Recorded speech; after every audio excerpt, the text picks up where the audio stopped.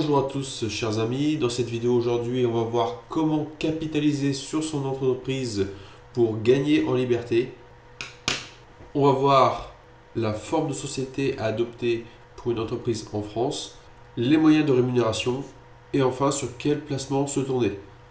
Donc pour la forme de société, si vous commencez et vous n'avez pas forcément de chiffre d'affaires, le mieux c'est de commencer par une auto-entreprise le temps d'avoir des clients. Puisque dans le régime de l'auto-entreprise, vous n'allez pas payer de comptable ni de provision sur charge. Dans une entreprise individuelle, vous allez devoir payer des cotisations sociales minimales de l'ordre de 300 € par trimestre, plus un comptable qui va vous arriver à peu près entre 100 et 200 € par mois. Quand vous commencez, vous n'avez pas forcément d'argent, donc vous ne pouvez pas supporter ces charges. Petit 2, pourquoi je déconseille l'entreprise individuelle? Dans une entreprise individuelle, vous allez devoir payer des cotisations minimum, mais si vous commencez à faire du chiffre d'affaires, vous allez devoir payer de 35 à 45% du bénéfice net. Une fois que vous aurez payé ces cotisations, vous allez être encore assujetti à un impôt sur le revenu à titre personnel. Ça, je pense que les barèmes, vous les connaissez. Contrairement à l'auto-entrepreneur qui peut opter pour un taux de prélèvement libératoire qui va payer entre 1 et 2% de son chiffre d'affaires pour ne pas payer d'impôt sur le revenu, ce qui est extrêmement intéressant.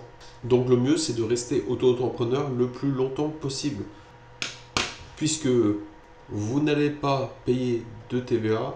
L'auto-entrepreneur est exempté de TVA, contrairement à l'entrepreneur individuel qui va devoir facturer de la TVA obligatoirement, que ce soit de la TVA 5, la TVA 10, la TVA 20. Donc structurellement, vous êtes beaucoup plus compétitif que quelqu'un qui est en société. J'espère que vous l'aurez compris. Dans un second temps, la forme ultime de société à créer, c'est tout simplement une SASU. Pourquoi une SASU? Puisque une SASU, vous n'allez pas avoir de cotisation sociale minimale dans un premier temps, mais ça je vais le développer par la suite. Vous pouvez passer beaucoup de choses en amortissement sur votre société. Si vous avez un véhicule, des machines pour faire fonctionner votre société, un bâtiment.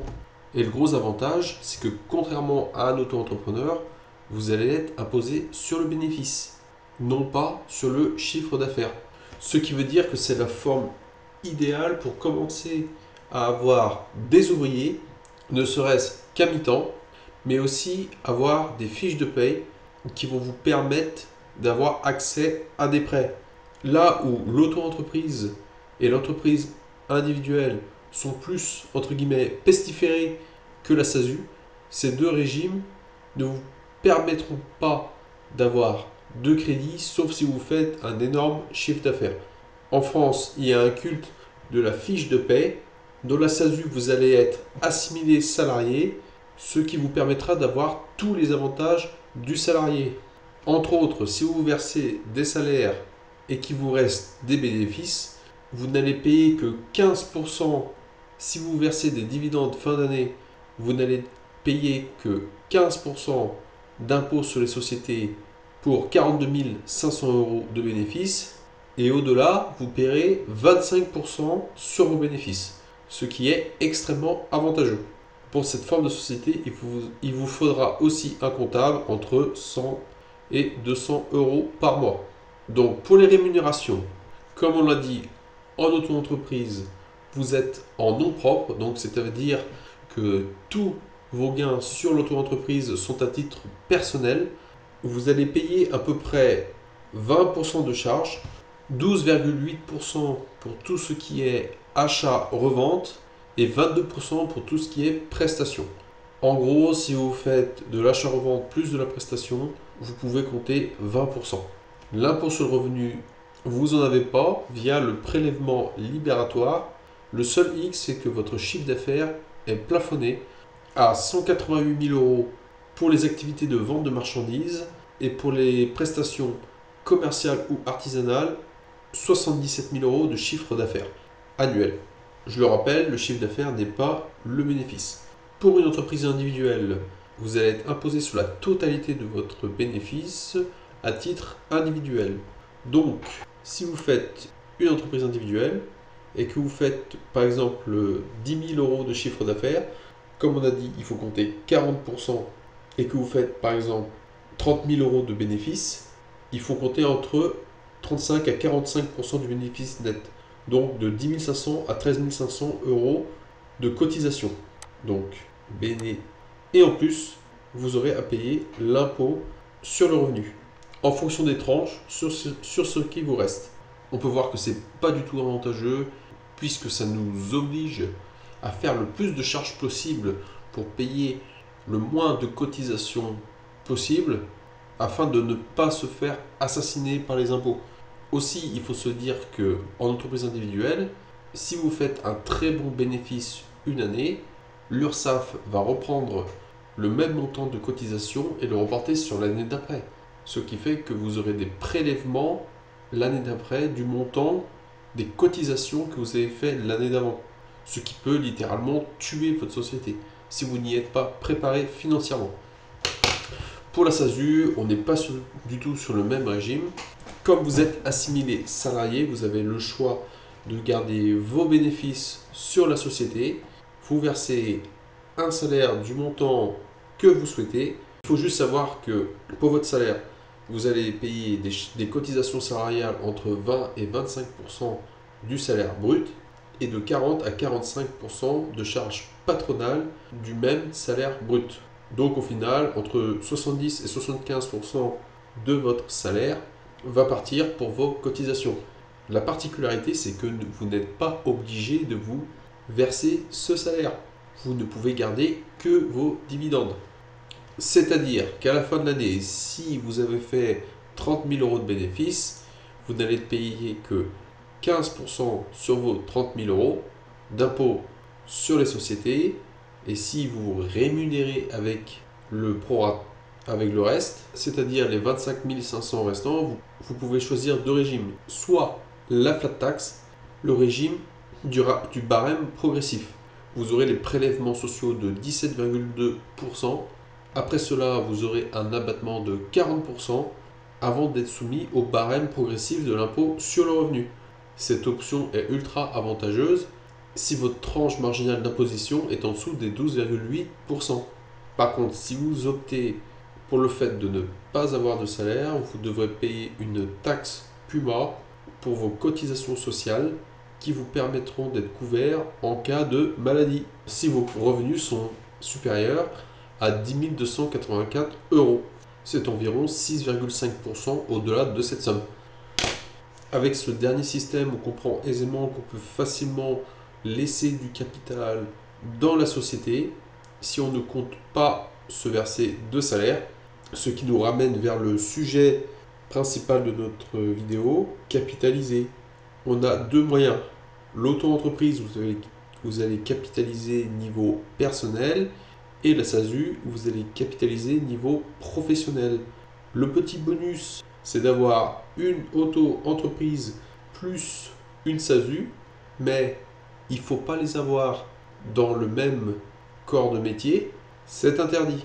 Vous pouvez avoir une auto-entreprise dans le consulting et vous pouvez avoir une SASU par exemple dans le bâtiment. Ou à titre personnel, je n'ai pas d'auto-entreprise, mais j'ai une LMP pour l'immobilier qui est une entreprise individuelle, location meublée professionnelle, et une SASU pour ma partie professionnelle. Au final, quel placement? Donc, pour l'auto-entreprise plus l'entreprise individuelle, on est sur une fiscalité compte propre, donc une entité individuelle. Donc, on va privilégier le PEA, l'assurance vie et le compte titre. Tout ça à titre individuel. Ce qu'il faut savoir, c'est que si vous allez vouloir faire des prêts pour développer votre entreprise ou faire de l'immobilier, ça va être très difficile en tant qu'entrepreneur individuel. Vous êtes les pestiférés. Il va falloir monter patte blanche à votre banquier. Donc tout ce qui va être crypto, c'est même pas la peine de leur montrer. Tout ce qui va être placement en bourse, ils sont pas trop chauds non plus. le seul moyen de faire quelque chose d'à peu près safe, c'est de faire de l'investissement ETF chez eux. Donc, si vous avez votre compte professionnel dans votre banque, essayez d'avoir votre compte titre dans votre banque. N'allez pas chez des fournisseurs extérieurs qui sont pour la plupart, je l'avoue, moins chers niveau frais, mais vous n'allez pas avoir accès au crédit. Puisque pour le banquier, si vous allez placer votre argent ailleurs pour spéculer, vous êtes un joueur de casino. Et l'important quand on est une entreprise, c'est d'avoir accès au crédit. Puisque plus vous serez proche du crédit, plus vous allez avoir de capacité à faire de l'argent. Puisque vous imaginez bien que si vous empruntez pour un bien immobilier qui prend 5% par an et que vous empruntez 100 000, vous allez gagner quand même 5 000 euros par an à rien faire. Plus les loyers éventuels, si votre bien est bien placé dans une bonne zone.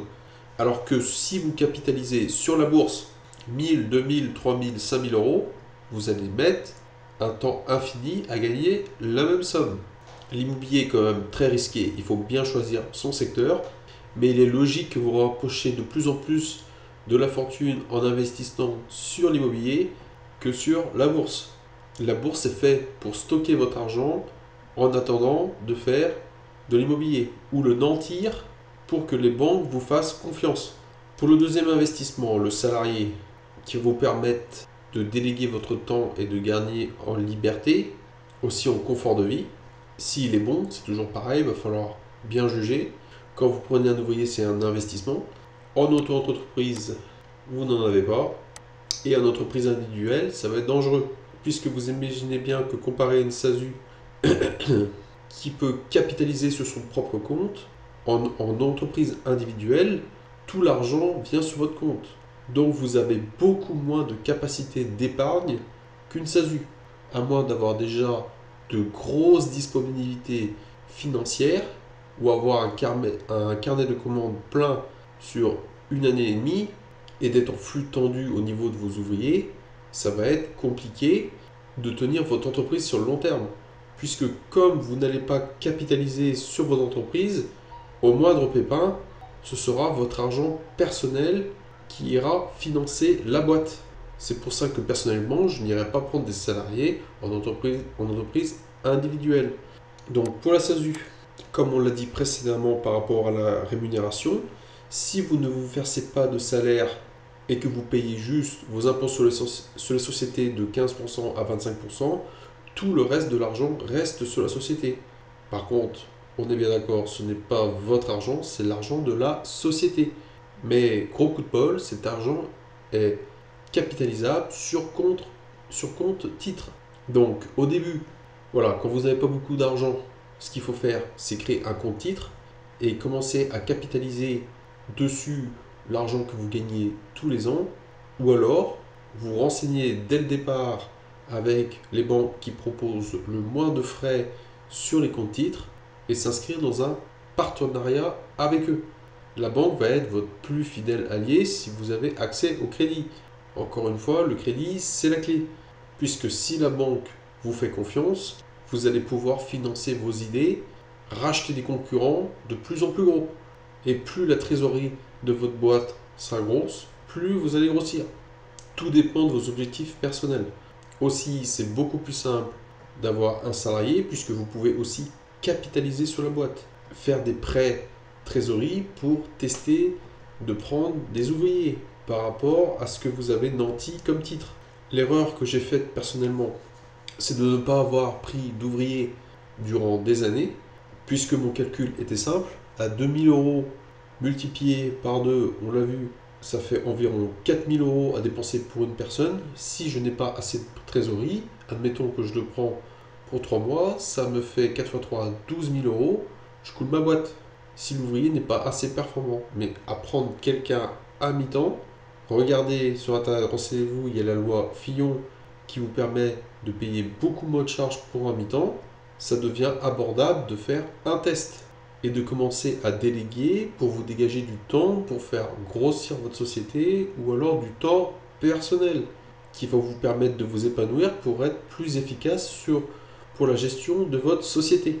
Pour les sociétés, c'est pareil.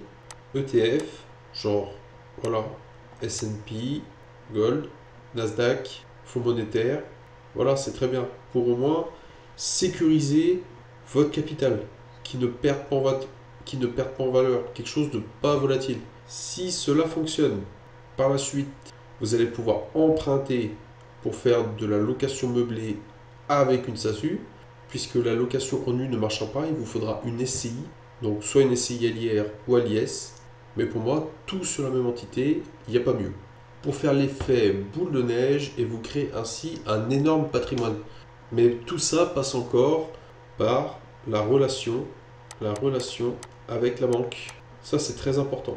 Sinon, si vous posez aussi et vous n'avez pas trop d'idées pour commencer votre société, vous vous posez des questions, vous regardez autour de vous ce qui fonctionne pour les entrepreneurs individuels qui sont autour de vous, dans le réel, pas sur Internet. Sur Internet, il y a vraiment beaucoup de concurrence.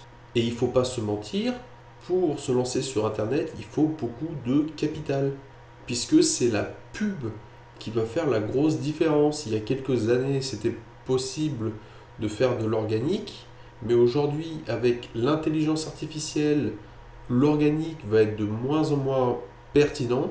Il va falloir payer pour être vu. Il y a juste à l'accepter. Donc tout, ça va être comme ça. Rendez un service aux gens, c'est la meilleure façon de commencer sereinement. Voilà, j'espère que ça vous a été utile. Si c'est le cas, merci de me laisser un like. En descriptif, je vous ai mis des ressources qui pourront vous aider à avancer du bon sens. Et sur ce, je vous dis à plus tard. Ciao!